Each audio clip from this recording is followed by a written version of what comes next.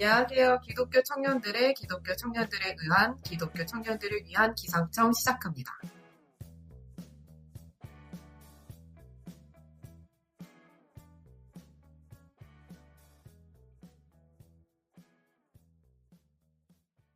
시즌5 첫 방송부터 양해 말씀드립니다. 마이크를 놓고와 핸드폰으로 녹음을 해서 녹음 상태가 좋지 않아 양해 부탁드립니다.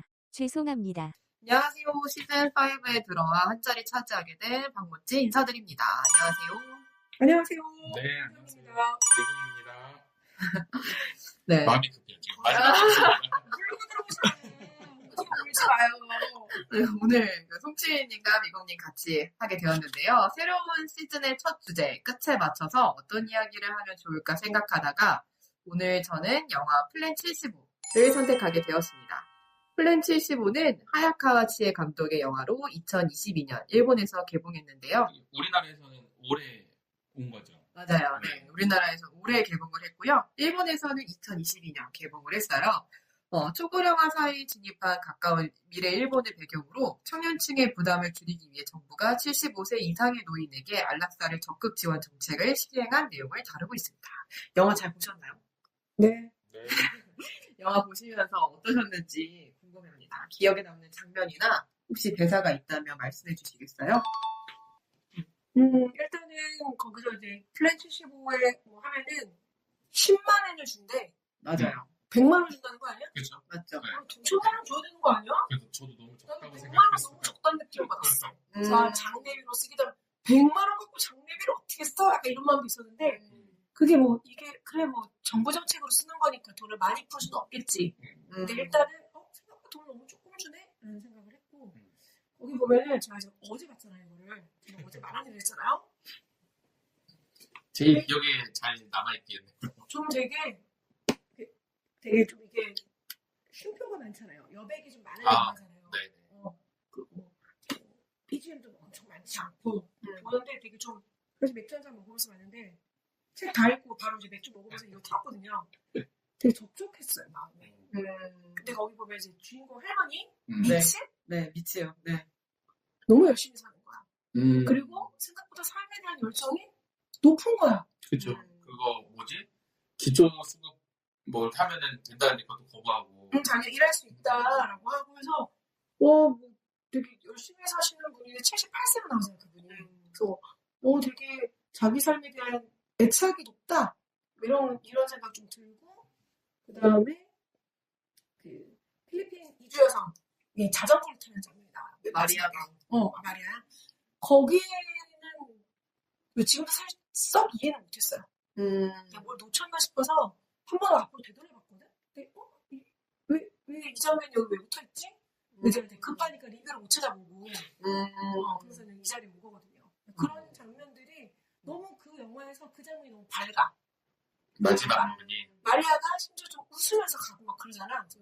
뭐야 이거? 아까 이렇게 뭐 그런 장면 생각났네요. 저는 사실 어떤 영화를 보든 그 영화 정보를 안 보고 영화 보는 걸 좋아해요. 그래서 영화를 모르고 보는 걸 되게 재밌어 하거든요. 저건 뭐지? 무슨 아예 스토리를 예상하지 못한 상태에서. 그래서 처음에 어쨌든 노인들을 막 총으로 죽인 것처럼 나오잖아요.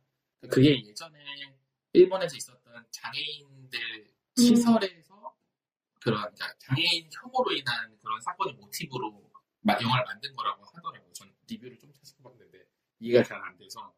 그래서 약간 그 장면도 이제 그 리뷰를 보고 나니까 다시 보니까 좀 인상이 깊었고, 저는 중간에 그 콜센터 직원 있잖아요. 여자분. 네. 요코.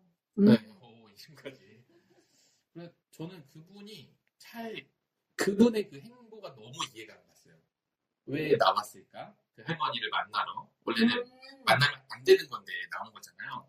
그리고 어쨌든 그렇게 해서 결국 라포가 형성이 되니까 그러면은 노인들이 죽는 거를 적극적으로 못 도와줄까봐 안 하는 거잖아요. 근데 그래서 결국에는 그 할머니한테 마음이 쓰여서 마지막으로 전화 통화할 때 약간 말리고 싶은 마음으로 언제든 포기할 수 있다라는 말을 되게 곱씹으면서 할머니한테 이야기를 하더라고요. 저는 그 장면이 되게 제일 인상 깊었던 것 같아요. 집에 와서 개인 폰으로 전화 계속 걸지 않았어요? 맞아요. 할머니가 전화기를 정리를 해서 왜냐면 받은 이제 건데 저보다 보고 싶어서 전화를 했었던 것 같은데 개인 전화로. 보면서 쟤는 저 직장 적응 못하겠구나. 저는 어쨌든 물론 그 다른 신입 직원들 뭐 교육 뭐 이런 거 하잖아요. 봉사자 교육이었나? 그거 들을 때도 되게 똥 씹은 표정을 하게 됐었는데 저는 어떻게 보면 그 영화 중에서 가장 그런 노인 인권에 대한 감수성이 풍부한 사람이었지 않나라는 생각이 드는 거예요. 그 요코라는 네. 여직원이 물론 그 직업을 해서 제가 와이프랑 같이 이야기하면서 봤는데 네. 왜 어른들 저런 걸 하는 거를 젊은 사람들이 일을 할까? 사실 한 50대 뭐 이 정도의 사람이 하면 그 어른들한테 설득할 때 자기도 한 10년, 20년 뒤에는 신청하려고 한다. 되게 좋은 것 같다. 뭐 이런 식으로 하면 됐는데 왜 젊은 사람들이 할까? 뭐 이런 얘기를 했었거든요. 근데 나 못할 것 같은데? 라고 이야기를 했지만 사실 나도 필요하고 돈을 많이 주는 직장이면 직업이 필요한 청년들은 하겠다 이런 생각을 했는데 그 남자 주인공은 사실 전혀 그런 생각이 없다가 자기 삼촌을 봐서 그런 마음을 갖는 거고 히로가 그쵸 삼촌은 그래서 흔들린 거고 그리고 그 웬윈 노동자 여자분은 어떤 마음인지 사실 모르겠어요. 갑자기 막 도와주는 게 근데 그래서 그 여성분 콜센터 여성분이 가장 이 노인 인권에 대한 감수성이 제일 높지 않나. 그래서 그 장면을 가장 인상 깊게 봤던 것 같아요. 우리가 다 아는데 줄거리를 간추려서 얘기했어야 되는 거 아닌가 싶네. 저희가 막 얘기를 제가 끝까지 갔다 영화의 엔딩까지 갔다 오니까 네. 그냥 영화를 안 보고 듣는 분들은 무슨 소린가 싶을 것 같기도 하고. 지금이라도 멋지님께서 한번 설명을 해주시면. 앞에 이야기한 게 사실 줄거리 내용인데 근데 지금 나오는 사람이 우리가 4명이 다른 짤이잖아 지금. 네네네. 그럼 등장인물 소개를 원하시는 거예요? 아니면 그래야 되지 않나 싶어서. 그러면 제가 이렇게 했어요. 4명이 나와. 한 명은 할머니. 78세 할머니. 이름을 모르셔도 돼요, 여러분. 일을 열심히 하는데 결국에는 이 플랜 75에 신청을 하게 되는 할머니 한 분. 그 플랜 75가 어쨌든 그 노인들을 어떤 제가 설명할게요. 그 플랜 75라는 영화 자체가 일본에서 초고령화 사회에 진입한 이제 배경을 했잖아요. 그래서 그때 75세 이상이 되는 노인들에게 정부가 권하는 거예요. 내가 10만 엔을 너가 장례 비용까지는 다 정부가 지원을 해주고 10만 엔을 줄 거고 너가 원한다면은 안락사를 선택할 수가 있어. 근데 그 이후에 장례나 이런 것들은 정부가 전부 다 해줄게. 라고 하는데요. 이제 여기서 주인공이 이제 미츠코라는 여성이에요. 언니가 잠깐 이야기했지만 78세 할머니. 78세 할머니가 미츠코라는 여자가 주인공이라고 볼 수 있는데 그 주인공 여자는 아까 언니가 이야기한 것처럼 삶에 대한 의지가 있어요. 자기가 일해보려고도 하는데 직장에서는 어떤 한 노인이 갑자기 쓰러지면서 자기가 부당하게 해고당한단 말이에요. 근데 그 이후에 마땅히 자기를 받아주는 공간이 없는 거예요. 그러다 보니까 플랜 75를 신청하게 돼요. 근데 신청하게 되는데 과연 이 플랜 75를 끝까지 안락사를 선택하게 될지 안 될지는 아마 여러분들이 직접 보시면서 확인을 해보시면 얘기 나을 것 같긴 한데 확인해보시면 좋을 것 같고 그 다음에 이제 또 나오는 인물이 히로무라는 인물이 있어요. 근데 히로무는 거기 행정과에서 일하는 직원이에요. 네, 말단 공무원이어서 플랜 75를 열심히 홍보하고 굉장히 성실한 청년이라고 생각이 들었어요. 자기 맡은 바 일을 너무 열심히 하는데 그 청년에게 한 가지 사건이 일어납니다.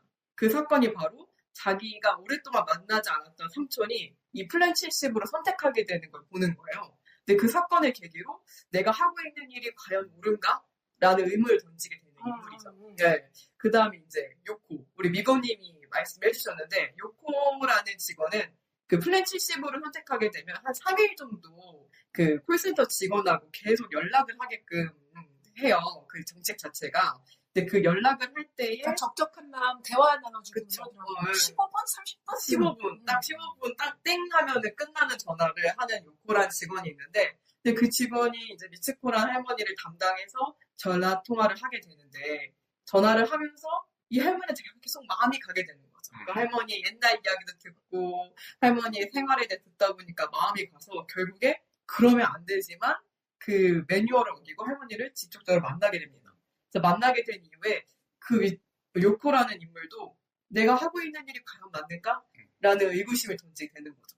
그래서 그 이후에 할머니한테 따로 막 연락도 하고 이런 과정이 있는데 그건 한번 영화를 통해 직접 확인해 보시면 좋을 것 같고요.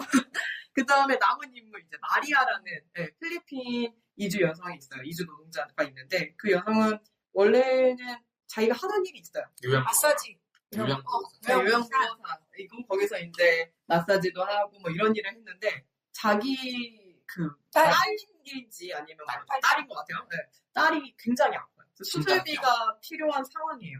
그래서 수술비가 필요한데 자기가 이주 노동자로서 여기서 돈을 많이 벌어야 되는 상황인 거예요. 그래서 어떻게 하면 좋을까 하다가 지역교회에서 저는 저 사람 사기꾼 아닌가 무슨 생각 들었어요. 목사님 불신인가 봐요. 지역교회에서 한번 이 일을 해봐라. 이 일자리가 돈도 많이 쓰고 너 일하기도 편할 거다. 딸을 위해서 한번 해봐라 해서 이제 그 일을 하게 되는데 거기서 하는 일이 유류품 정리예요. 죽은 사람들의 유류품을 정리하면서 막 돈도 슬쩍 하고 시계도 슬쩍 하고 막 이렇게 되는데 근데 이제 사실 저는 감독 인터뷰를 찾아봤는데 감독이 그 필리핀 이주 여동 사실 안 나와도 되는 인물이잖아요. 왜 나올까라는 의문이 있어서 봤는데 그 필리핀이 굉장히 끈끈한 가정 공동체를 이루고 있더라고요. 네. 그러다 보니까 자기 딸이 아프거나 뭐 삼촌이라든지 막 도움을 받고 이러잖아요. 이 과정에서 필리핀의 그 가정 공동체의 끈끈한 모습을 보여줬는데 사실 그 일본이나 지금 우리 사회에서는 그런 모습을 찾아보기가 힘들다. 그러니까 어떻게 보면 마리아는 하기 싫은 일일 수도 있지만 가정 공동체를 위해서 이 일을 하는 거예요. 돈을 벌기 위해서. 타지에서 나를 희생해가면서 이런 것들을 좀 보여주고 싶었다고 하더라고요. 네. 그렇습니다. 이렇게 인물 소개를 해놨는데요. 그리고 이게 사실 플랜 75가 뭔가 왜 이런 걸 하냐라고 궁금해하실 수도 있을 것 같아서 플랜 75는 아까 얘기했던 어떤 젊은 청년이 이제 노인들을 죽이면서 마지막에 자기도 자살하는데 유서로 왜 노인들의 그 부담을 젊은 청년들이 뭐 이렇게 지어야 되냐 부당하다라고 하면서 큰 사건이 일어나면서 이게 법으로 제정이 된 거예요. 그래서 플랜 75가 국가 사업인 거죠. 그 사람이 노인들을 학살하고 본인이 자기 목숨을 살해했을 그때 그 인터뷰가 있은 다음부터 혐오 범죄가 막 늘어났다고 했잖아. 그 노인들을 향한 혐오 범죄가 그 폭력이 계속 일어나니까 국가에서도 이건 안 되겠다. 왜냐면은 우리 다 알겠지만 연금을 받아 드시는 분들이니까 젊은 세대도 힘들다 이렇게 느낄 수도 있잖아. 네네 맞습니다. 그래서 저도 가장 처음에 나오는 장면이 가장 인상 깊었는데요. 머리에 소형 카메라를 단 한 청년이 사냥용 엽총을 들고 요양원의 노인들을 마구잡이로 사살을 해요. 그 뒤에 자기의 머리에도 총구를 겨누고 자살하는 장면이 처음에 등장을 하는데 그 청년이 이제 소형 카메라를 단 거는 방송 중이라는 뜻이겠죠. 그 방송에서 이런 이야기를 합니다.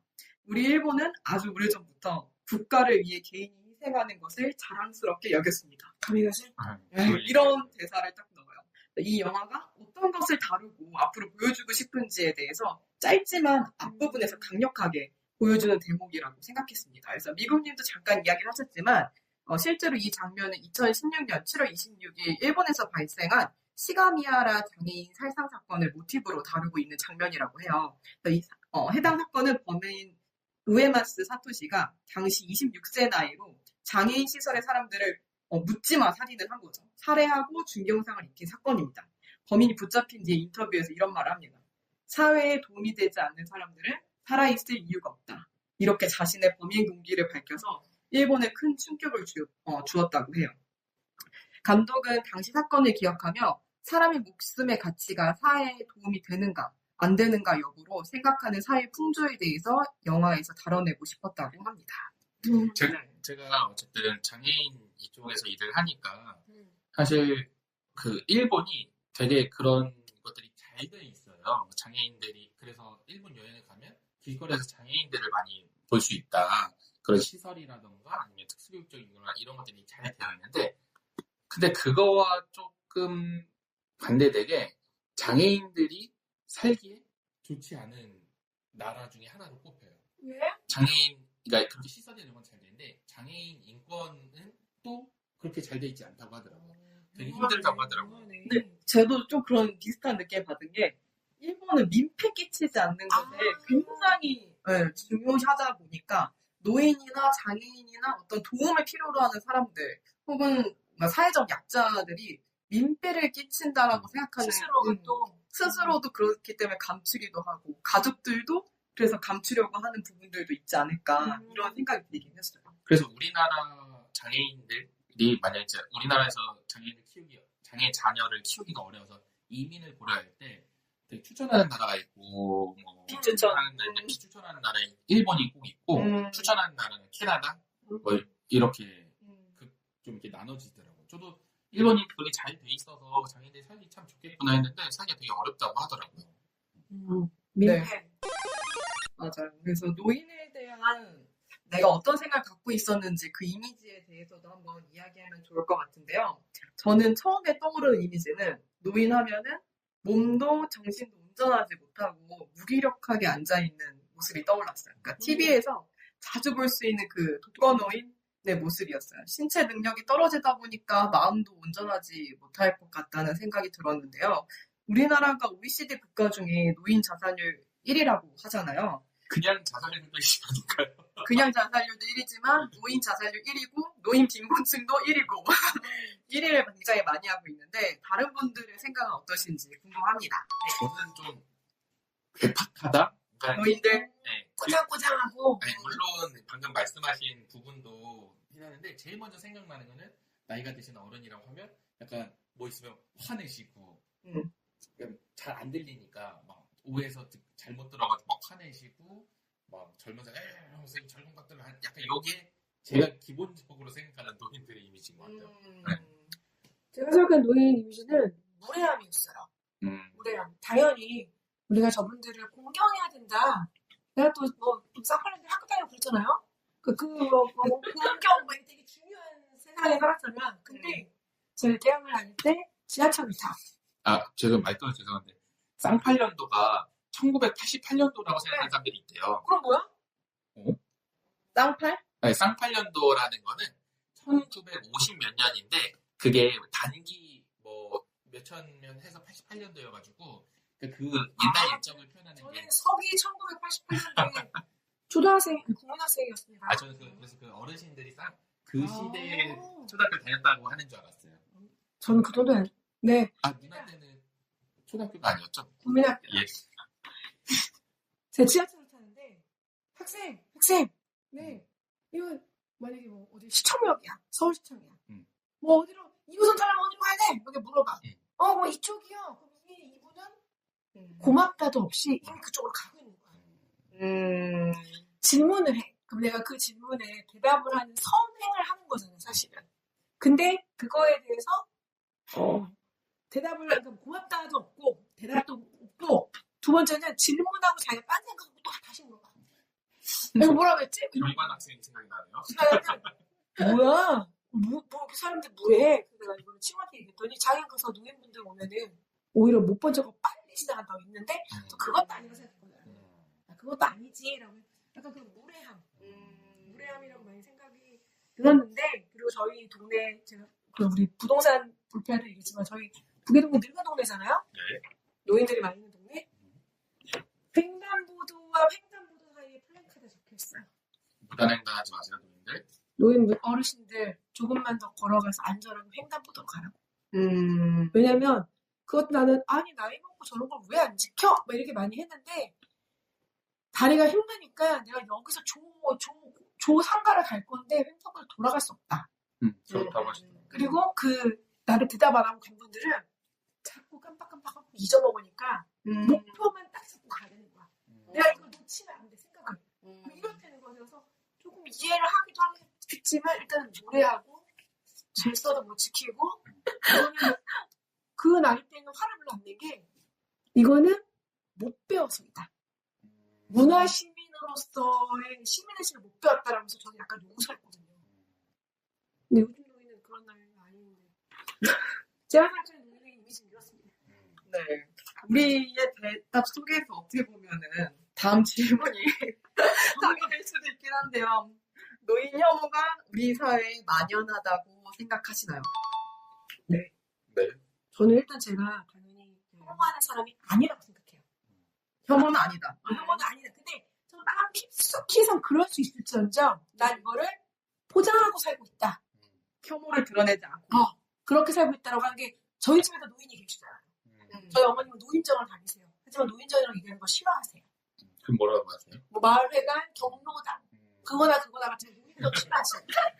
노인을 싫어하시는 거죠? 노인이란 말을. 노인정은 싫대. 근데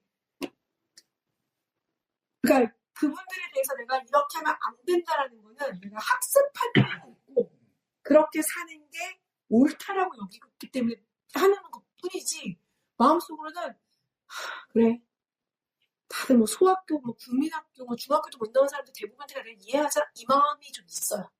아직도 우리 엄마를 보면서 그런데 엄마가 근데 이제 엄마를 보면서 느끼는 게 뭐가 있냐면 우리 엄마 그런 사람 아니었거든 진짜. 네. 아닌데 그렇게 됐어가 되게 많아요. 왜 그럴까요? 그러니까 제가 보기에는 인지 능력이 이거 뭐라 그러지? 지적 능력이 떨어지는 게 아니고 약간 인지력이 떨어지는 것 같아. 인지력. 제가 얘기 안 했나요? 저 경찰서 갔다 왔다고? 네. 네. 하셨어요. 우리 엄마 안 들으니까요. 네. 저희 엄마 절도범이 돼갖고 경찰서 갔다 왔잖아요.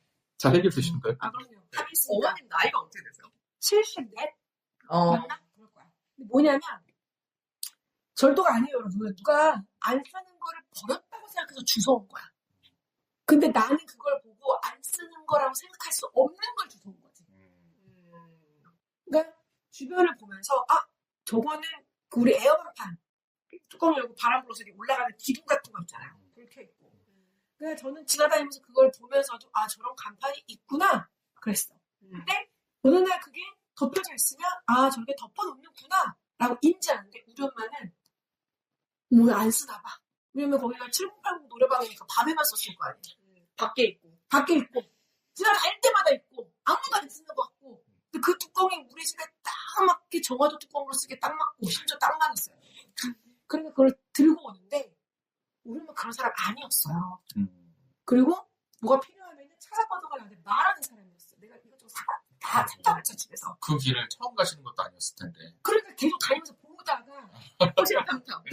처음에는 다니다가 우리 집 정화조 그 위에 덮어놓은 플라스틱 뚜껑이 약간 이제 파손된 거를 보고 이걸 사야 되는데 했는데 그걸 봤어. 그 다음에 봤는데 또 있어. 그 다음에 봤는데 또 있어. 그러니까 그걸 뚜껑을 망설임 없이 뺏겨서 뺏겼으면 안에 뭐가 있겠어요? 현수막 같은 게 풍선 같은 게. 관심은 1도 없는 거야. 안 쓰는 거구나 이거는. 그래서 그거를 CCTV에 보면은 멋지게 굴려갖고 집에 오세요. 힘이 또 한 손으로 싹 굴려갖고 집에 오세요. 자, 모습이 안 되는데. 이런 걸 보면서 우리 엄마 이런 사람 아니었는데 그런 거. 그리고 진짜 냉장고 문 열어놓고 나가기. 현관문 똑바로 안 닫고 나가기. 김치를 꺼내서 김치를 담고 얘를 김치냉장고에 넣지 않고 본인이 놀래. 이게 왜 나와 있냐고. 나는 지금 방송 들어왔는데 어떻게 알아? 하루 종일 엄마 혼자 있었는데. 이런 걸 보면서 이렇게 되는 거구나. 그래서 오히려 약간 노인을 이해하게 됐어요. 우리 엄마를 보면서 엄마가 옛날부터 이랬으면 진짜 답답해 이랬는데 우리 엄마 안 이랬거든. 노인은 원래 나이가 들면 인지 판단 능력이 저하가 되는구나. 노인화되고 있다. 나이 먹으면 문제는 나도 그렇게 될 거라는 가능성이 높다는 거잖아. 나도 그렇게 물론 내가 이거를 지금도 아니까 그러지 말아야지 이렇게 엄마도 나도 옛날에 니네 외할머니 보면서 나도 그러지 말아야지 했어. 너도 내 나이 돼봐. 근데 이제 그거에 대해서 좀 더 이제 나는 더 조심하고 살아야지. 사회가 점점 더 노인을 혐오하는 시대로 가고 있는 걸 내가 알고 있으니까. 근데 제 마음 깊숙이에는 우리 엄마 또한 답답하게 생각하고 왜 내 엄마가 다른 분들처럼 더 좀 내가 인지력이 떨어질 수 있으니 내가 조금 더 생각하고 조금 더 조심하자라고 하지 못하는 노인이 되었는가에 대한 울분과 분노와 안타까움이 있기도 해요. 하지만 겉으로는 잘해요. 네. 미국님은 어떻게 생각하세요? 저는 사실 방송하기 전에 그냥 오프 더 레코드로 얘기를 했지만 요새 장애인과 노인의 그런 것들을 같이 생각을 하고 있어요. 그러다 보니까 그냥 방금 노인 생각하는 이미지일 뿐이지 전 그냥 그걸 받아들이기로 한 거예요. 그냥 노인들은 그런 분들이고 그렇다고 해서 뭐 사회에서 뭐 못 배워가지고 뭐 이런 것보다는 그냥 그런 사람 자체로 받아들이기로 결정을 한 거예요. 저 스스로. 다리가 아프니 횡단보도를 멀리 돌아 건너는 게 점점 힘들어지고 싫어지고. 그냥 그랬을 때 우리는 뭘 도와줄 수 있을까? 요걸 좀 생각을 해보는 거죠. 그러니까 괴팍하게 얘기를 하면 그냥 일반 젊은 사람처럼 왜 나도 저렇게 얘기하지? 하니까 노인분이니까 저렇게 얘기를 할 수 있지. 라고 그냥 받아들이는 거로 생각을 하게 되었어요. 근데 만연하다, 노인 혐오가 우리 사회에 만연하다고 생각한 그런 경험은 있어요? 그 인터넷에 그 노키즈처럼 뭐 노 실버존 아, 있는 진짜? 네, 있어야 된다, 뭐 이런 얘기. 그 진짜? 실력 있는 것도 봤고 그러니까 이제 본 적은 없어가지고. 저 실버존은. 인터넷으로만 봤어요. 응. 그러니까 그게 뭐 노키즈존도 처음에 한 군데 생겼다가 이제 우후죽순 생겼던 것처럼 근데 이제 노키즈존도 아이들 혐오다. 그래서 이건 뭐 차라리 케어 키즈존으로 바뀌어서 차라리 케어 키즈존에서 부모들한테 더 애들 잘 케어하는 방향으로 이렇게 권유하고 이런 거로 바뀌는 것처럼 노인 혐오도 이제 그걸 시작으로 뭐 그래 노인들은 와가지고 뭐 헬스장에 와가지고 여기 그 기구 있는 데서 한 30분 동안 뭐 핸드폰 하고 있고 일어나지 않고 이러니까 그런 자기들이 편하기 위한 매너로서 이 노실버전을 하는 것들이 있는 것 같더라고요. 그러니까 이게 저는 우리가 같이 살아가는 데 있어서 물론 그분들이 하는 행동들이 민폐일 수 있겠지만 누가 봤을 때는 결국 우리가 같이 살아가는 구성원이고 그리고 뭐 우리도 충분히 그렇게 될 수 있는 거고 그래서 받아들이는 게 맞지 않나 생각을 만연한 거는 되게 많은 게 사건 사고들이 좀 많잖아요. 급발진도 있고. 급발진도 왜 급발진은 70대에서만 일어나는 것인가? 많은 그런 것도 좀 있고 또 블루투스 교통사고 자전거 타고 가시는데 빵 놀래갖고 쓰러져갖고 그분이 막 해갖고 몇 천만 원 청구하고 이런 것들도 결국에는 그 누가 뭐 누굴 도우려고 차를 세웠는데 그 사람은 뭐 덤탱이 쓴 것도 있고 이런 것처럼 약간 좀 그런 것도 있어요.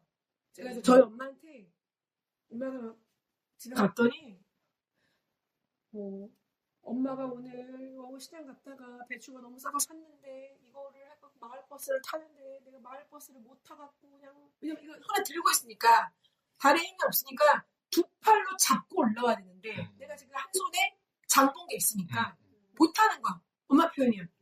문에 대롱대롱 매달려 있는데 거기 앞에 있던 아저씨가 도와줘서 탔다라고 할 때 제가 첫 번째 드는 생각. 엄마 택시 탔어야지. 엄마 때문에 차가 빨리 출발을 못했고 누군가 그거 갖고 화를 내도 할 말이 없고 그렇게 생각이 드셨구나. 왜냐면 우리 엄마가 어디서 혐오적인 사람이 되지 않았으면 하는 거죠. 그러니까 일을 벌리지 않더라도 피해를 주고 있는 게 맞거든. 그러니까 결국에 밖에서는 어느 누구도 엄마를 돕지 않을 거라고 생각하고 다녀야 돼. 내가 거기 있었으면 나는 짐작 도와주고 내 자리에 앉으라고 했겠지. 엄마가 나 잘 키워서야. 근데 아닐 수 있어, 엄마. 그럼 기사님이 아줌마 탈 거예요, 말 거예요, 엄마 그런 모멸감까지 받으면 살고 싶냐? 택시 타라. 왜냐면 그런 걸 많이 봤기 때문에. 아유, 아줌마 그러면 나뭐 다시 타보세요. 이런 사람들. 그쵸. 그리고 가다가 빨리 이 사람이 넘어져서 또 자기가 교통사고로 인해서 돈이 나간 적이 있으니까 노인이 앉을 때까지 출발을 못하는 것도 있는 거예요. 그러면은 또 뭐 그거 갖고 하는 사람이 있지. 근데 그 뒤에 아무것도 모르는 제가 있었으면 뒤에서 제가 빵빵하고 있었겠죠. 저 마을버스 왜 안 가냐. 이런 식의 것들을 내가 보니까 노인이랑 사는 나도 이런데 그렇지 않은 사람들은 얼마나 저럴까. 그리고 또 더 이해를 못할 것이다. 우리나라에 있는 그런 안 좋은 나라들도 있잖아요. 절딱? 절딱이들이 있고 이 엄마를 그냥 싸잡혀서 오늘 말해라고 생각합니다. 근데 저는 그런 것들이 좀 없어졌으면 좋겠어요. 그러니까 노인분들이 당연히 질문하는 어머님처럼 힘들게 올라와서 비틀거리면서 말버스 타면 야 그래 어르신 때문에 좀 늦게 출발하는구나. 근데 버스가 저상버스여야 되지 않을까요? 그리고 버스 기사 아저씨 분들이 시간에 질척되지 말아야 되지 않을까요? 그러니까 그런 시스템적으로 약자들을 보호할 수 있는 시스템이 돼야 되는데 너무 촉박하고 여유가 없으니까. 장애인들 그때 그 출근 시간에 하신 것도 내가 그렇게 힘들게 인천에서 강남까지 가는데 이것 때문에 지각을 해서 가서 쇼크를 막 이런 것들 다 문제가 됐으면 이랬던 거긴 하지. 네, 맞아요. 맞습니다. 아니, 그래서 저희 동네는 아니고 제가 출근하는 동네는 장애인들이 많이 사는 동네예요. 거기 시설들이 많이 있고 해가지고 그러니까 이제 저 출근할 때 역에서 걸어 올라가거나 마을버스 타거나 둘 중에 하나를 하는데 마을버스를 타면 이게 장애인들이 워낙 많이 타고 이렇게 하는 버스라서 그런지 모르겠는데 어른들이 타든 장애인들이 힘들게 타든 버스 기사들이 배려를 해요. 그러니까 막 어른들이 아유 죄송해요 나 때문에 늦어지니까 아유 괜찮아요 천천히 앉으셔도 돼요. 그 말 하면서 더 늦어. 뭔지 알죠? 시간에 시내버스는 이럴 수도 있어. 마을버스. 네, 뭐 네, 시외버스든 마을버스든 네, 뭐 그런 분들은 그런 분들이고 아닌 분들 훨씬 더 많으니까 우리가 이런 이야기 맞아요. 하는 거예요. 그랬으면 좋겠다. 네, 저도 이제 처음에 제 마음 안에 생긴 노인 혐오가 있어요. 경험이 있는데 대학생 등하굣길 지하철에서 만난 노인분들이 대체로 저를 너무 힘들게 했어요. 노약자석도 아닌데 이제 앉아 있잖아요. 출근 시간에 엄청 사람 많잖아요. 근데 그 시간에 막 지팡이로 막 바닥 두들기면서 막 너는 애미비도 없냐 그러면서 막 일어나라고 막 이렇게 하시는 거예요. 본인은 앉아서 갈 생각에 탔는데 못 앉으니까 숨기는 큰일 거죠. 나신 거죠. 근데 그 시간대에는 사실 절대 앉을 수가 없고 막 저는 막 법전도 들고 학교를 다녔거든요. 이거 들고서는 눈치껏 일어나야 되는 거예요. 근데 또 할아버지분들이 남자분들한테 또 잘 안 그러시고 여학생들이 좀 만만하니까 막 그렇게 하시는 거예요. 그렇게 하거나 아니면 뭐 새치기 하면서 제자리 밀고 일어나시는 그런 할머니분들 이런 생각이 이렇게 보면서 왜 굳이 이 시간에 나와가지고 솔직히 아침 일찍부터 하실 일 많이 없을 텐데 왜 이렇게 막 사람들이 힘들게 할까 하면서 이제 노인들을 바라보니 혐오의 감정이 생겼는데 알고 보니까 그분들이 다 무료로 지하철 이용하시는 분들인 거예요. 그쵸. 근데 그 무료라는 사실은 와 공짜인데 이 시간에 굳이? 막 이러면서 거의 막 혐오의 감정이 일어나기도 했던 것 같아요. 그래서 왜냐면 그분들은 일어나서 많은 시간을 눈 뜨고 계셨거든요. 4시 반부터 일어나 계셨겠죠? 8시에 나오기 전까지? 근데 그때 내가 안 그래도 이것 때문에 물어본 적이 있어. 알아본 적이 있어. 나는 얼마나 힘들었겠어. 인천에서 지하철 전철 타고 가잖아. 전철. 네. 얼마나 힘들었겠어. 근데 두 가지였어요. 종로에 그 무슨 공원 있지? 탑골공원. 파고다 뭐 탑골공원에 노인분들 만나러 거기 가서나 사부작 그냥 남자분들이 많은데 그거야. 여자분들은 동네에서 삼삼오오 놀아. 아저씨들 할 게 없는 거야. 거기 간다랑 두 번째가 병원 예약이 오전 일찍으로 잡히는 게 많다는 거야. 병원 가시려면 일찍 나선 거래 그분들은. 왜냐면 10시에 진료해도 9시에 도착하시는 분들이니까. 맞아요. 내가 아니 출근 시간은 지나고 좀 다니시지. 그쵸. 얼마나 힘드냐 우리도. 서로 힘드냐 그랬는데 그렇게 얘기해서 그래 뭐 그쵸. 이동의 자유는 있으시니까 그분들이. 그러면은 나는 급행 있었으니까 급행 안 타시고 완행 타셨으면 좋겠다 제발. 내가 이제 100% 출근하는 사람이잖아. 용산까지 막 쓸려가는 사람들. 그랬던 적이 있네요. 맞아요. 그래서 사실 우리 삶에서 그분들이랑 부닥치면서 불편함이 생겼을 때 혐오의 감정이 욱욱 올라오기도 하는 것 같아요. 평상시에는 우리도 그 많이 교육받은 인간이고 품격이 있으니까 아우 차별하면 안 되지, 혐오하면 안 되지, 우리 그러면 안 되지 하다가도 내 삶에 직접적으로 뭔가 불편함이 생기거나 날 힘들게 그러면은 사실 제일 처음에 드는 감정이 왜 이래 나한테? 그러면서 혐오 감정이 확 올라오기도 하는 것 같아요. 저러고도 나이 먹었다고 어디 가서 그러는 거야? 이거 나는 이제 아이스테 나를 똥꼬로 놓은 거야? 이런 생각 든 적도 있다니까 진짜. 제 직장 동료 특수교사 그 장애인 시위 때문에 지각하니까 저한테 장애인 욕을 엄청 하더라고요. 직장 동료. 네. 이 직종을 하는 사람조차도 그쵸. 내가 내 출근에 피해가 가니까. 자기가 늦었으니까. 네, 장애인은 또 다른 이야기긴 하지만 좋습니다. 플랜 75가 현실이 될 수도 있어요. 저는 이걸 보면서 정말 가까운 미래에 이런 일이 생길 수도 있겠다라는 생각이 들었어요. 그래서 더 씁쓸했던 것 같아요. 그래서 더 적적하고 더 씁쓸한 그런 마음을 느꼈던 것 같은데 이게 현실이 된다면 혹시 노인이 되실 거잖아요. 네. 우리 반드시 한국가 되겠죠. 반드시 그쵸. 별일 없으면 되겠죠. 노인이 된다면 이 안락사를 선택할 것인지가 궁금했었습니다. 저는 이거 보면서 75라는 나이를 봤을 때 그러니까 75가 저 사람의 나는 내가 안락사를 하겠다는 사람인데 내가 생각하는 안락사는 정말 건강이 더 이상 좋아질 수 없는 악화가 된 상태에서 더 이상 좋아지지 않는 나을 수 없는 아니 살 수는 있어 근데 나을 수도 없는 이런 거 있잖아 그런 경우에 나는 그냥 인간으로서 존엄을 지키고 가고 싶다 근데 반대로 또 그런 거 있잖아요 우리 영화 어떤 영화 프랑스 영화였는데 이 몸 밑으로 전신 마비인 사람 그런 경우 나비? 버터플라이 그런 거 아니었나요? 그거는 치매일 거예요. 네. 흑인분하고 백인 부자가 있는 그건데 그것도 보면서 나는 저 정도면 죽여달라고 하겠다 이런 생각도 들긴 했거든. 그러니까 굉장히 나의 존엄이 중요하다고 생각했던 거예요. 근데 나의 존엄을 기준으로 봤을 때 75세가 너무 젊은 거야. 그 안에서 잠깐 설명을 하자면은 여기서 75라는 나이 선택하게 된 이유가 있어요. 그래서 일본에서는 20년 전부터 우리 인간의 발달 과정 중에서 75세 이후를부터를 포스트 시니어라고 부르기로 했대요. 이미 20년 전부터. 맞아 중간에 뭐 전기 고령 나이라고 뭐 이런 표현이 나오더라고요. 맞아요. 65세로 낮출 계획입니다면서 전기 고령화 때부터 하겠다 뭐 이런 이야기 나오는데 그래서 이제 감독이 생각하기에 이런 게 실시가 된다면 무조건 75세부터 되겠다라는 생각으로 플랜 75로 자기가 나면서 그렇게 했으니까. 그렇게 했으니까. 그리고 85보다는 75가 좀 더 그런 인지가 있어 선택할 수 있기에 더 좋지 않을까요? 그럴 수도 있죠. 그래서 치매가 걸려서 어쩌면 75가 제일 적당할 수도 있을 것 같긴 해요. 당신들 뭘 자고 그렇게 생각하는 거야? 내가 아까 전에 이공님이 네. 왜 젊은 사람한테 그런 콜센터 직원을 시켰을까라고 했을 때 이게 정확한 거야. 나이가 내가 그 나이가 가깝잖아? 그러면 그렇게 할 수 없어. 왜냐면 내가 곧 그렇게 될 거야. 근데 젊은 사람은 75세가 너무 지나갔거든. 이건 내일이 아니에요. 우리가 뭐 할 때도 그래요. 이건 뭐 연극할 때 하는 얘기지만 지금 송지연이 내 얘기를 할 때 활성화되는 뇌와 내가 남을 얘기할 때 활성화되는 뇌의 위치가 다를 거 아니야? 그렇죠.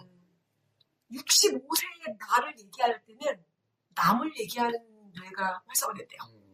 그러니까 젊은 사람들은 65세, 75세가 내가 아니고 남이야. 맞아요. 그러니까 선택할 수 있는 거거든. 근데 나한테 가까워서 그런가 보지? 그러니까 저는 거기 보면 그 78세에 든 그 여주인공도 그렇고 물론 같이 일하다가 돌연사를 그 중간에서 쓰러져 버려갖고 그 회사에서 우리 이렇게 또 시체 치우기 힘드니 일정 라인 이상을 잘라버리자 해서 부당행위를 당하는 거잖아요. 거기서 쓰러지기만 했고 나중에 죽어요. 맞아. 집에서 혼자 고독사를 하게 되는데. 그 할머니가 그거야? 쓰러지기만 거구나. 네, 거기서는. 그러니까 아직은 좀 젊은 나이 같은데라는 느낌인 거야. 왜냐면 그들의 의지나 생각이나 그리고 거기 나오는 그 여주인공 분은 너무 사람도 좀 도리도 좋은 분으로 나왔어요. 네, 맞아요.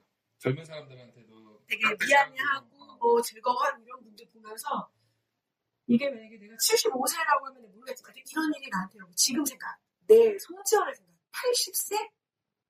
그러니까 적절하다? 그럼 내가 안락사를 선택해야 되는 이유가 그곳에서 있는 게 뭐야? 내가 생활이 여의치 못하고 건강, 그러니까 거기 대체로 다 내가 지금 벌지 않으면 안 되는데 벌 수가 없어. 그러니까 그 같은 되게 푼수 같은 아줌마는 딸 애 봐주러 간다고 하고 그런 것처럼 결국엔 내가 일자리를 구하지 못하는 경제적인 빈곤이 와버린 상태. 그런 상태, 내가 이제 그 상태다. 나는 선택을 할 수 있을 것 같아. 나는 선택을 할 것 같아. 교회에다가 얘기할 건가요? 교회? 저는 교회 목사님하고 이런 얘기를 했어요. 나는 안락사 내가 죽을 권리도 있다고 생각한다. 내가 캄보디아에 태어났으면 죽었을 거 아니냐. 그러니까 나는 제가 의심을 잃으면 그냥 보내라고 했어요. 가족한테. 제발 보내라. 죽으면 어차피 나는 천국이다. 제발 보내줘라 나를. 동생이 그런 얘기 왜 하니? 동생 결혼하기 전에. 엄마가 그래도 그럴 거고 네가 그래도 그럴 건데 누나가 그랬을 때 엄마는 자식이랑 못 보낼 것 같고 너도 그럴 것 같으니까 너한테 얘기하는 거야. 혹시 엄마가 못하면 네가 하고 엄마가 안 계셔도 네가 해. 누나는 의식 없어? 그럼 그냥 보내. 네 생각에 그래. 한 달은 좀 둘래? 한 달 줘서 안 되겠으면 돈 결제하고 보내. 제가 이제 질문하고 싶었던 의도는 그 가족들은 사실 언니의 의견을 지지해줄 수도 있을 것 같아요. 왜냐면 고통을 옆에서 직접적으로 봐준 사이잖아요. 다 안 된다고 하긴 했어. 그래요? 안 돼! 이거요? 교회는 찬성할까요? 이 제도가 생기면? 교회는 아니요. 교회는 아니에요. 적극 반대하겠죠. 제가 이거에 대해서 얘기했을 때 자, 의식이 없어. 의식이 없기 때문에 이 사람은 인간으로서의 존엄이 없어. 그러니까 나는 안락사를 시켰으면 좋겠어. 그거에 대해서 내가 생각을 했죠. 둘이 바로 의식이 없기 때문에 이 사람이 선택할 수 없잖아. 그러니까 안 된다. 그러니까 제가 교회에서 얘기한 모두는 안락사에 대해서 교회에서 다 반대였어요. 왜냐면 이건 생명을 하나님, 요건 괜찮은 거죠. 생명, 근데 이건 안 되지. 생명을 하나님이 주신 거잖아. 이걸 내가 자살하는 거잖아, 한마디로. 내가 안락사를 선택하는 거. 남의 손을 빌려서 하는 거죠. 그러니까 교회에서 말하는 거는 자연사 말고는 다 안 돼. 자연사, 병사, 사고. 저는 선택하겠다. 오케이. 저는 꾸준히 그러니까 이런 질문을 많이 받을 때마다 안락사 제도를 이런 안락사 제도를 반대하는 사람이긴 해요. 그러니까 이 영화에서 나온 것처럼 이런 제도가 생기면 내가 남한테 민폐 끼치고 뭔가 피해를 주고 생산적인 활동을 못하면 죽어야 될 것 같은 그런 사회적 압박이 있을 거라고 생각해요. 사람들이. 근데 어쨌든 뭐 이렇게 해가지고 그렇게 노인연금돼서 내가 지금 겨우 76세 됐는데 이런 법이 발의가 됐어. 그럼 저는 할 것 같아요. 이유는? 살아남을 것 같아.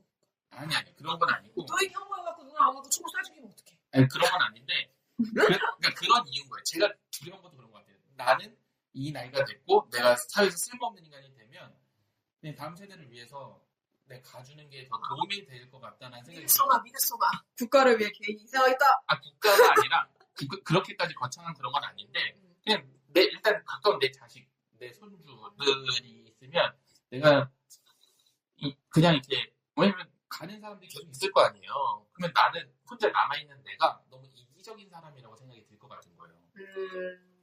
몰라요. 또 그때 가서 신청하기 직전에 뭐 취소할 수도 있긴 하지만 또 이거야. 거기 나오는 이걸 선택하는 거가 이 뭐 밖에다가 내가 뭐 쏙붙이고 다닐 수 없겠지만 내가 돈이 많아. 나는 너보다 돈이 많아.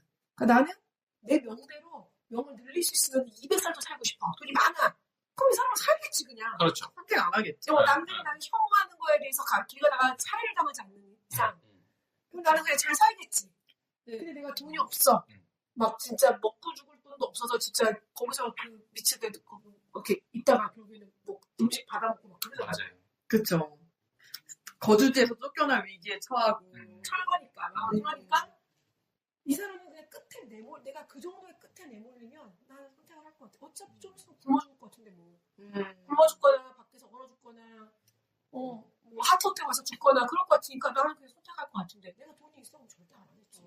일단 두 분은 만약에 나에게 경제적 빈곤이 찾아오거나 아니면 자식들에게 짐이 될 수도 있으니 안락사를 선택할 수도 있겠다. 저는 그리고 뭐 아까 하나님이 뭐 그런 얘기를 했지만 어떻게 보면 난 자살이 아니라 사회적 타살을 당한 거라고 생각했어요.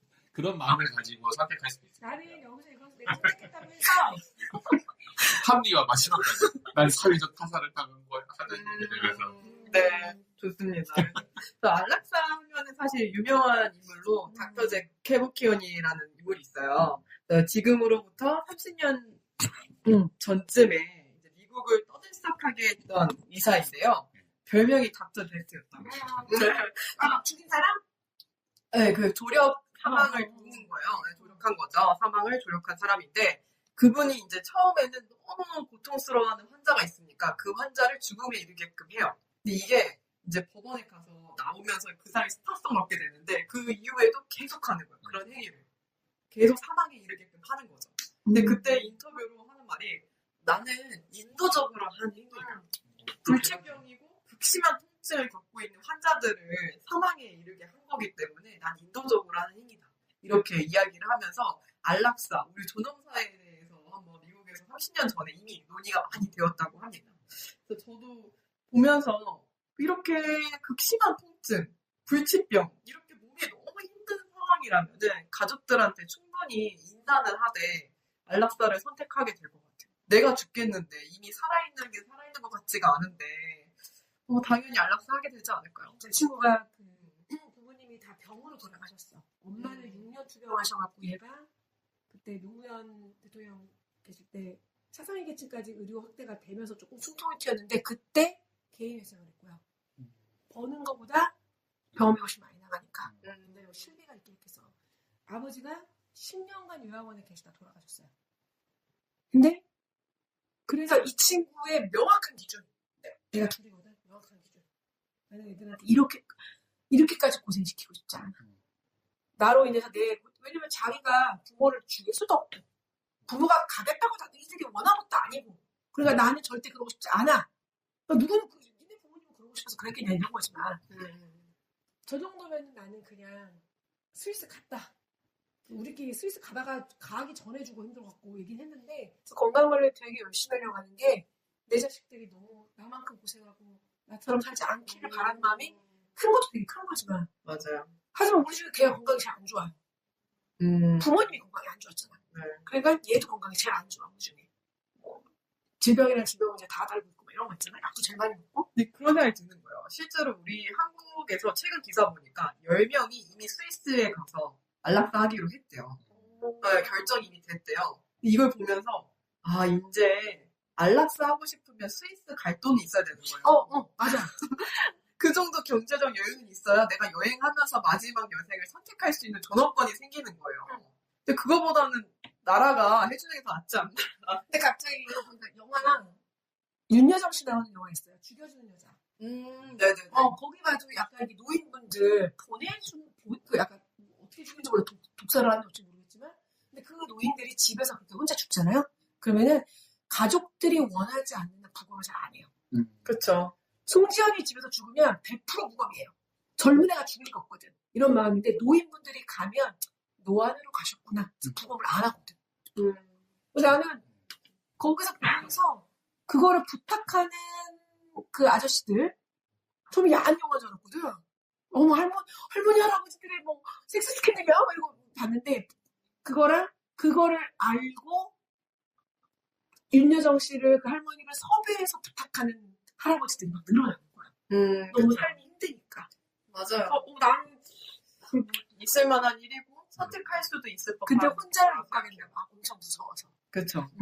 저는 아까 방금 그러니까 스위스까지 가야 된다. 그러니까 그럴 바에는 군대 이렇게 이야기를 하지만 그렇게라도 좀 어렵게 만들어놨으면 좋겠어요. 안락사라는 걸 하려면. 그러니까 저는 생명에 중요한 건 없다고 생각을 해요. 이제 갓 태어난 애고 이제 살 날이 많다고 더 귀한 생명이고 이제 한 5년 10년 남았다고 더 경한 생명은 아니라고 생각을 하는데 어쨌든 안락사를 이용하는 게 노인일 수도 있고 아픈 사람일 수도 있긴 한데 너무 이것처럼 쉽게 그냥 신청하면 바로 되는 건 아니었으면 좋겠어요. 그냥 진짜 정말 필요한 사람한테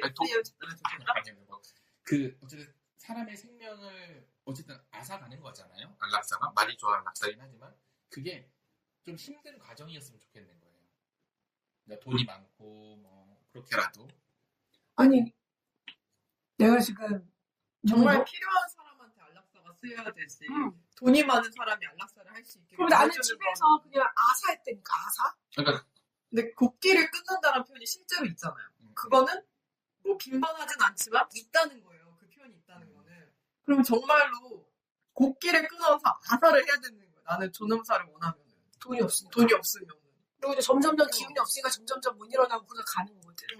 근데 말하는데 이것도 약간 공감하는 게 여기서 진짜 그 삼촌이 자기 75세 되는 생일날와서 신청하잖아. 벼른 거잖아. 내가 전날 죽을 거야. 난 전날 반드시 죽을 거야. 난 내 인생이 너무 힘들어. 이러고 온 거잖아. 그러니까 결연한 의지다. 이런 것처럼.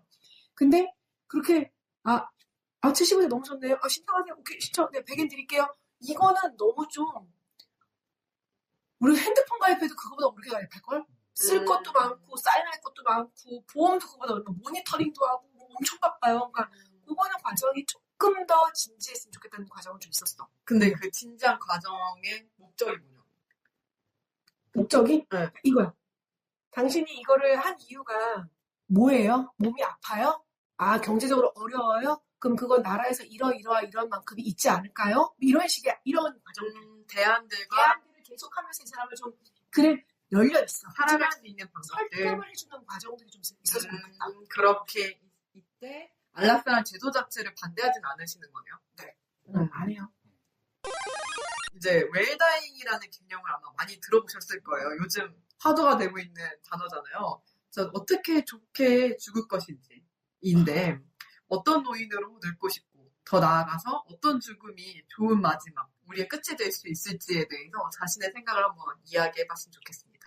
저는 뭐 지금에 계속 하는 건데 보이지 않는 삶을 제일 추구해요. 보이지 않는 삶. 네, 그러니까 어떤 뭐 제 삶이든 직장이든 어떤 것들이 멈춰있지 않고 이제 계속 새로운 환경에 대한 것들을 계속 받아들이고 싶은 마음이 있어서 네. 그런 약간 멋쟁이 노인 할아버지가 되고 싶고요. 멋쟁이 신사? 네, 뭐 그런 것처럼. 나가신다 길이 비켜라? 뭐 아니 불살고 쓰고 지팡이로 길이 비켜라 이런 그냥 빅터나 침탁충 나간다 막 이렇게 말하면서 그런 어쨌든 뭐 역시 너희들 부려 이런 얘기를 듣지 않고 그러니까 뭐 저분은 나이가 들어서 주책이야라 하는 말이 들을지언정 좀 이렇게 뒤처지지 않는 노인이 되고 싶고요. 제가 안락사 제도를 계속 좋아하지 않는 이유가 제가 추구하는 죽음 마지막은 제가 죽는 걸 모르고 죽는 게 가장 좋은 것 같아요. 자다가 자다가 죽든 뭐 사고 나서 갑자기 죽든 계속 죽든 꼭 즉사해야 돼. 살아나면 안 돼. 그러니까요. 그렇게 생각을 하니까 안락사라는 건 결국 내가 선택을 하고 그냥 물론 고통 없이 가기는 하지만 그 과정을 제가 직접 밟아야 되는 너무 거죠. 처참할 것 같아. 내가 그 안락사 선택하고 그 죽기까지 그 과정 가운데 내가 너무 처참한 마음이 들 것 같기도 해. 왜 나는 이렇게밖에 못 살았을까? 5분이에요 지금은. 아니 근데 그치. 그 5분 안에 다시 누르고 살 수 있다며. 근데 그걸 내가 선택해서 거기 가고 이렇게 뭐 주변 정리를 하고 할 때 뭐 예를 들면 거기랑 미츠라는 그 여자 결혼을 했었지. 근데 자녀를 못 낳았고 둘째 남편이 죽은 뒤 뭐 이러잖아요. 네. 그러니까 둘째 남편이 죽었었나요? 두 번째 결혼을 했다고 했는데 그 남편이 없으니까. 저는 그래서 마지막에 그 삼촌이랑 삼촌 나사가는 거를 할머니가 보다가 눈이 번쩍 떠지잖아요. 저 사람이 둘째 남편인가? 나도 생각을 했어요. 그건 너무 드라마이지 않나? 나도 생각했어. 죽는 게 왜 안 너무 척해? 그리고 무서워서 그랬던 거. 누가 죽는 걸 보니까. 그 순간 그리고 손이 나가잖아요. 그 할머니도 원래 바로 갔어야 되는데 그 간호사가 AS 센터 뭐 얘기하다가 안 죽인 거 아니야? 어떤 할머니 얘기하시는 미치 주인공. 근데 쓰고 있었잖아요. 이러다가 죽는 거 아니에요? 그러다가 뭐 좀 있으면 몇 분 안에 그렇게 되면 몽롱해질 거예요라고 했는데 갑자기 저랑 삐리삐리 갔더니 그러면 그게 뭐 AS가 뭐가 무슨 설치기사가 온다고요? 이게 뭐 잘못했다고요? 그리고 얘가 총총총총 멀어졌거든. 저는 그냥 그 과정이라고 생각했어요. 그 하면서 이제 서서히 이제 5분, 뭐 10분처럼 기다렸는데 그 사이에 이제 그 아저씨 할아버지를 보고 그렇죠. 놀래서 그 중지를 했다고 저는 그렇게 해석을 했어요. 네. 저는 일단 내가 생각하는 제 인생의 모토는 좋은 어른이 되고 싶다였어요. 좋은 어른, 그러니까 누구는 뭐 좋은 이웃이 되고 싶다, 뭐 좋은 부모가 되고 싶다. 근데 저는 그냥 좋은 어른이 되고 싶다는 부분이었는데, 그럼 내가 생각하는 좋은 어른은 무엇인가? 그래. 좀 유쾌하고, 그러니까 노하지 않는 사람. 내가 막 화내고 막 이러지 않고, 그래, 쟤는 저럴 수 있지. 아직 못하고 있어, 연습하고 있는 중이에요. 그러니까 약간 그냥 내가 조금 피해를 받아도, 피해를 당해도 좀 그냥 그럴 수 있구나. 그냥 물이 튀었을 때 툭툭 털고 지나갈 수 있을 정도로 그냥 내가 캐파가 커진 사람이 되고 싶다. 이런 마음이 좀 있고, 그리고 키오스크에 가서 지금 키오스크 공부시키고 그렇잖아요, 어른들. 저만 해도 처음 맥도날드 키오스크가 되게 어려웠어. 얘가 나한테 트라이해. 감자튀김 세트 메뉴 어때? 이거 안 바꿀 거야? 그러면 아이스크림 어떠니? 난 결제를 언제 할 수 있는 거야? 그랬거든, 내가. 나도 그랬는데 내가 나이를 먹으면 더 그러겠지. 근데 그런 것도 되게 잘 해줘요 이거 아니고 잘 너무 미안한데 혹시 이거 어떻게 하는지 혹은 누가 이거 누르는 걸 본다든가 이렇게 좀 말대로 고혈당 뭐 엄청 개발한다기보다는 너무 뒤처지지 않고 너무 사람들에게 도움을 받지 않고 살아가는. 왜냐면 저는 싱글이니까 그럴 남편도 없고 남편 먼저 가면 뭐 똑같은 입장일 수 있지만 자식도 없잖아요. 그러니까 내가 그쪽으로 깨어서 내가 이거를 좀 잘, 그래도 너무 사람들한테 패기치지 않을 만큼의 내 생활에 되게끔 따라가 보고 싶다가 우리 엄마는 못하는 게 되게 많잖아요. 안 하려고 하고. 말로는 그래. 네가 해준 자기가 병원 갔는데 의사 얘기인데 안 들어. 내가 의사가 어느 순간 나를 보고 얘기해. 이게 말이 되냐고. 근데 나는 혼자니까 그러겠지. 라는 거야. 죽음은 말한 대로 말한 대로 그냥 저는 시한부 한 달 받았으면 좋겠어요. 그거 아는 거잖아요. 시한부 한 달인데 근데 한 달인데 좀 더 살 수도 있긴 하지. 사실 전에 죽을 수도 있지. 근데 지금은 내가 엄청 막 이렇게 힘든 상태는 아니야. 근데 몸이 굉장히 안 좋긴 하지만 내가 죽는구나. 이게 내가 이 질병이 엄청 의학으로 해서 고칠 수 없구나까지 인지해서 주변 정리하고 내 후배가 얘기한 것처럼 내 장례식 기획해갖고 야 와서 울지 마. 이런 거만 영상도 녹화하고 싶고 그런 마음도 좀 있어요. 그게 이제 몇 살까지 가능할지 모르는데 제일 힘든 게 내가 독거노인인데 치매 걸리는 거죠.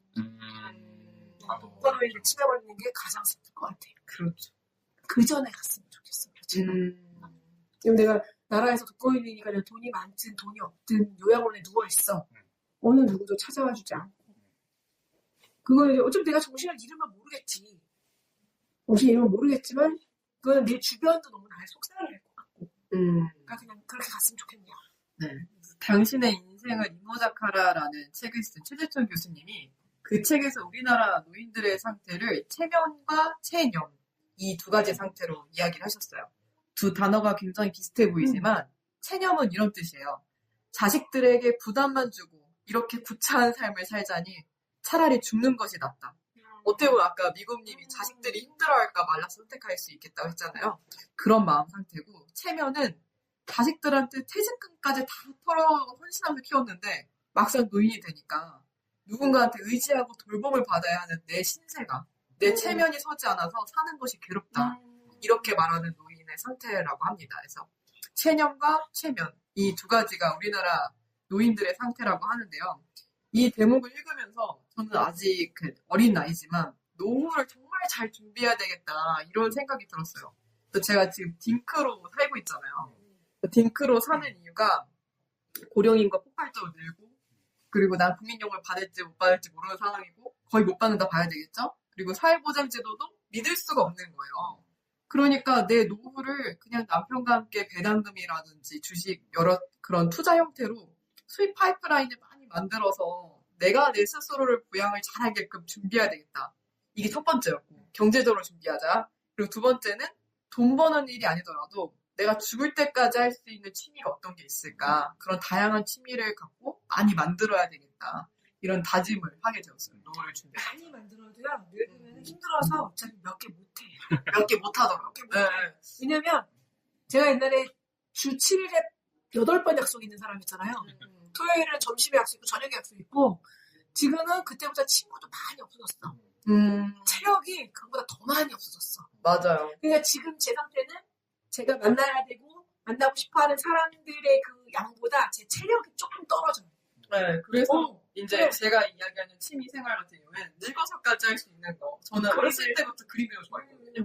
그래서 그림을 그린다든지 어떤 할머니는 100살인데 막 뜨개를 너무 열심히 뜨시고 기뻐하시는 거예요. 어떻게 보면 되게 무기력할 수 있는 노인의 삶에서 제 희망이잖아요. 즐거움이고. 이런 것들을 좀 만들어야지 살아갈 의지가 생기겠다. 그럼 이제 마지막 질문. 한 개인이 자신의 인생을 어디까지 결정할 수 있을까? 하나님은 우리에게 어디까지 자유의지를 허용하셨을까? 이것에 대해 이야기 나눠보고 싶습니다. 저는 하나님은 우리에게 모든 자유의지를 주셨다고 생각을 하고요. 지금 우리가 계속 안락사 이야기를 계속 하고 있는데 그것 또한 하나님께서 우리에게 주신 자유의지의 선택, 우리가 선택할 수 있는 것 중에 하나라고 생각을 하고 어떤 특정의 행동을 가지고 결정할 수 있는 건 아니고 저는 그때 그 상황과 그거를 행동을 하는 사람의 마음 이런 것들이 중요하다고 생각하는데 그래서 만약에 안락사를 선택을 하는 게 쉽진 않을 거란 말이에요. 그냥 내가 너무 행복하고 잘 살고 있는데 난 내일 안락사 할 거야 하고 하는 사람은 없을 거란 말이에요. 그걸 선택하게 된 뭐 지병이 있을 수도 있고 뭐 여러 상황이 있겠는데 하나님은 어쨌든 안락사를 할 수 있는 자유의지까지 우리에게 주셨고 만약 그거를 선택한 사람을 바라봤을 때 되게 안타까워 하시지 않을까 되게 불쌍히 여기시지 않을까라는 생각을 합니다. 자유의지는 있지만 하나님이 기뻐하실 선택은 아닐 것이다. 슬퍼하실 것 같아요. 어떻게 얼마나 힘들었으면 얼마나 아팠으면 스스로 목숨을 끊는 선택을 했을까? 네. 저는 제가 안락사를 옛날의 기준은 아픈 거가 포커스였고 지금 여기는 그러니까 물론 당연히 몸은 안 좋겠지만 이제 빈곤한 노인이 되어 사회의 부담 혹은 내가 살아가기 힘든 상황이 됐을 때 안락사를 얘기했는데 둘이 다 똑같아요. 제가 안락사를 선택하는 거에 대한 내 마음의 기준은 이기심이에요. 제 스스로에 대한 나를 보호하고자 하는 이기심이 큰 거야. 위에 보면 최면과 최념의 얘기를 했잖아. 쭉 읽어주시는 거 보면서 결국에는 낯짝 두껍고 뻔뻔한 인간들은 잘 살아. 어디서든 나라에 대해서 막 내놓으라고 막 동사무소 와갖고 그러거나 나라에서 주는 돈 너는 이거 먹고 어떻게 내가 이걸 어떻게 사냐고 이러든가 괴팍한 노인? 자식한테 가서 네가 나를 부양해야지 무슨 소리냐라고 뻔뻔하게 굴든가 그런 사람들은 이런 상태가 아닌 걸로 그냥 살겠지. 우리가 굉장히 싫어하는 모습이겠지만 근데 나는 그런 모습도 싫고 이렇게 구차하게 사는 것도 싫고 이렇게 아프게 사는 것도 싫고 결국에는 내 마음의 기준은 내가 싫은 거지. 그러니까 이거 하나님이 기뻐하실까? 아니 하나님이 허락하신 걸까? 거기까지 생각할 여력도 없는 거야. 난 내가 너무 이기적으로 움직이고 있으니까 이미. 하지만 내가 나를 사랑하시고 내가 믿는 하나님, 나를 사랑하시는 하나님은 이걸로 인해서 그래 지금 너 지금 80인데 안락사 선택했어. 그럼 네가 지금까지 해왔던 신앙생활 72년 가. 자, 구원 취소. 이럴 뿐이 아니다. 아니다. 그러니까 제가 이 마음이 내가 안락사를 결정해서 스위스를 가든 결정해갖고 뭘 하든 내가 의식이 있는 순간이라면 그 과정이 나한테는 되게 참담하고 힘든 과정이라고 생각이 드는 거지. 내가 말하는 죽음은 어쩔 수 없어. 그리고 나는 이 죽음을 의연히 받아들인 멋진 사람이고 싶은 게 나의 끝인 거야 사실은. 그렇죠. 그래서 시험부를 받았지만 할 수 없어. 그래 내가 지금부터 주변 정리를 잘하고 하나님께 기도하고 내 삶을 마무리하고 내가 여기서 잘 가야지 라는 걸 내가 꿈꾸는 것처럼 난 갑자기 집에서 자다가 혼자 가면은 썩어서 발견될 수 있거든요. 송지연 할머니 연락이 안 되네요. 이러고 뚜껑을 낼 거니까. 저는 사실 그 북한에서 미사일 쏴서 미사일에 맞으면서 죽는 게 제일 최고. 그럼 당신의 딸도 그렇게 죽을 거 아니야. 그러니까 지천에 사는데. 같이 가면 되죠. 하는 거 안 하고. 그러니까 그렇게 고통 없이. 고통 없이가 중요해. 네. 근데 저는 나도 모르게. 내 그 참담한 그 결정을 이기적이지만 그걸 결정하고 그걸로 나아가는 그 참담한 마음까지도 하나님이 불쌍히 여기실 거다 라는 생각이 들지만 내가 어느 누구에게 야 너도 안락사야지 왜 살아 라고는 말 못한다. 권유하지 마. 왜냐면 그 얘기를 제가 그 옛날에 그 좀비 얘기하면서 그 전에는 제가 그 워킹데드처럼 어떻게든 안전지대를 찾아 가야 되고 막 이게 그랬는데 어느 날 그리고 그때 나는 제일 먼저 물려 죽고 싶었니? 하여튼 애가 제일 센스했어. 얘를 크는 거 보니까 자기는 너무 죽고 싶지 않지. 오래 살고 싶대. 그래서 그래 좀비가 나오면 수진아 내가 물려줄게. 시간을 끌게. 그동안 도망가. 생각 둘이 완전 반대가 되는 거잖아. 그걸 보면서 그냥 나는 이렇게 그냥 편하게 가고 싶은 마음이 커졌구나. 편하게 가고 싶은 마음 때문에 안락사를 선택할 거예요. 사실. 편하게 가고 싶은 마음이 커졌구나. 그냥 이 인생 힘들게 살고 싶은 마음이 없어졌구나. 그리고 자녀가 없으니까 굉장히 이 삶에 미련이 생각보다 없거든. 그래서 저는 그냥 안녕 하고 갈 것 같습니다. 네. 그래서 하나님이 우리에게 고통을 허락하시되 감당치 못할 시험 받기는 허락하지 않으신다는 성경 구절 되게 유명하잖아요. 그 구절이 생각이 나는 거예요. 네, 그런데도 그렇다고 해서 죽음을 선택하는 사람들이 모두 지옥에 갔을 거라 생각하진 않아요. 아까 언니가 이야기해 주신 것처럼 어디까지 하나님이 허락하신 건지 사실 저는 모르겠더라고요. 대본을 쓰면서. 모르죠. 안락사가 죄일 수 있어요. 그럴 수 있죠. 자살이 죄일 수 있죠. 네. 그런데 그렇다면은 죽음을 돕고 있는 히로무, 마리아, 요코 이 사람들도 다 죄의 구렁텅이에 있을까? 죄의 인도자죠. 인도자일까? 자기 이렇게 성실하는 사람들인데 인도자일까? 뭐 이런 생각도 드는 거예요. 하지만 하나님께서는 각자에게 맞는 방식으로 일하고 계시고 말씀하여 주시니까 죽음을 선택하는 모든 이들이 고통에서 해방되고자 하는 그 마음이 있는 것 같아요. 그래서 지금의 저는 이런 선택들을 되게 이해합니다. 하나님의 어떤 허락의 여부와 상관없이 저는 인간된 마음을 그냥 고통에서 해방되고자 했던 그들의 마음을 그 선택을 이해하는 입장이고요. 오늘 함께 영화 플랜 75에 대해서 이야기 나눠봤습니다. 사람마다 삶의 방식도 다르고 그렇기에 좋은 죽음의 모습도 다를 것입니다. 하지만 이 영화를 통해 잠시나마 노인의 삶에 대해 상상하고 마음을 헤아려보는 시간이 우리의 공감과 이해의 영역이 넓어지며 차별과 혐오의 벽을 허물지 않을까 기대해봅니다. 여러분의 생각은 어떤가요? 댓글 남겨주세요. 그럼 오늘도 즐거웠습니다. 또 당신과 이야기 나누고 싶습니다. 다음에 만나요. 안녕.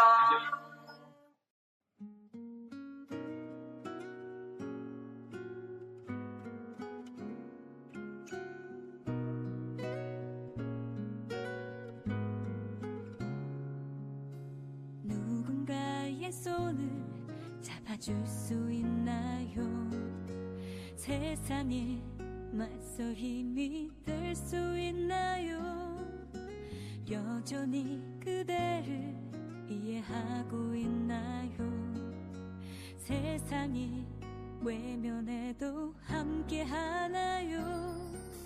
나이가 들어도 사랑받을 수 있죠. 한 그지 수보요. 한스리 소리로 버려지지 않아요. 보람의 끝을 얻어기로 힘들어도 하늘을 바라봐요. 어둠 속에서도 희망이 있죠. 계속 이 길을 걸어가요. 주님의 손을 잡고서요. 세상의 소리는 사라지죠. 우리가 그 살아나요.